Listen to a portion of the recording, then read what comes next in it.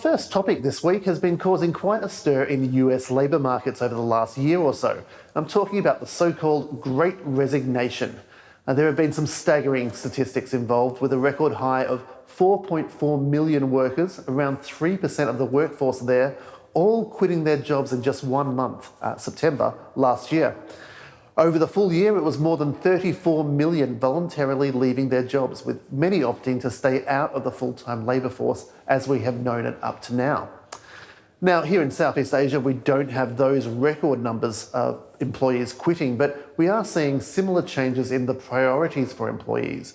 Workplace flexibility, higher wages, and jobs with greater purpose or relevance to societal issues are now high in demand. And it's not yet clear that employers are able to match those requirements. So, Laurence, do you see this trend following through here? Are we set for our own Great Resignation here in Southeast Asia? In a way, I think so, yes, although I would debate the term Great Resignation. And again, in the US, I think Josh Bersin called it the Great Migration. In Asia, I might describe it as the Great Realignment, or maybe the Great Realization. And I think it's driven by a couple of things.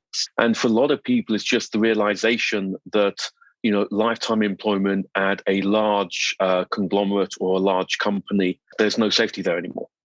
And I think there's a lot more movement and labour mobility because of that, as well as a lot of people looking at, what are the alternatives for us?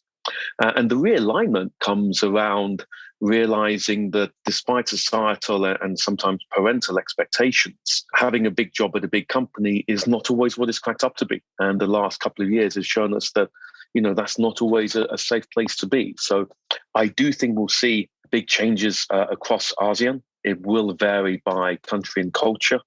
And I do think there's going to be a big realignment of expectations between employers and employees.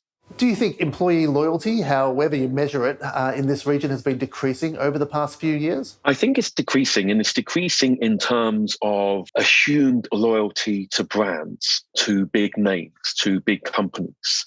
And I think what we're seeing instead is a shift to loyalty to cause, loyalty to purpose, loyalty to culture that aligns with people's individual values. And I think, and again, there's a lot of interesting data that supports this, which is people are either changing jobs because of money, but when they change jobs, what they're looking for is a bigger alignment to values, to purpose, and to what drives them as individuals. So I think we're seeing quite a change, a different definition of loyalty. Before, it's been assumed, it's been big brands, it's been big names.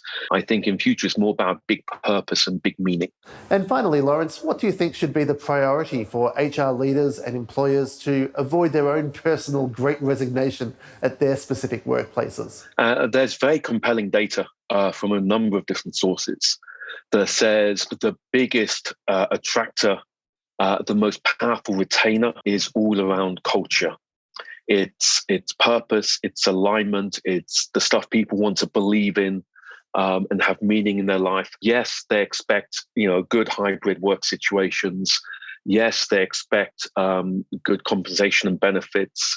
And again, there's much more of a focus around health and well-being, around financial well-being, around those areas as well. But if HR really wants to make a difference and retain the best talent and attract the best talent, it is around the employee value proposition in terms of culture, leadership behaviors, that seeking a meaning and purpose, and being absolutely consistent about that. Gone are the times when we could just say the right things without doing that. People are now looking for that authenticity.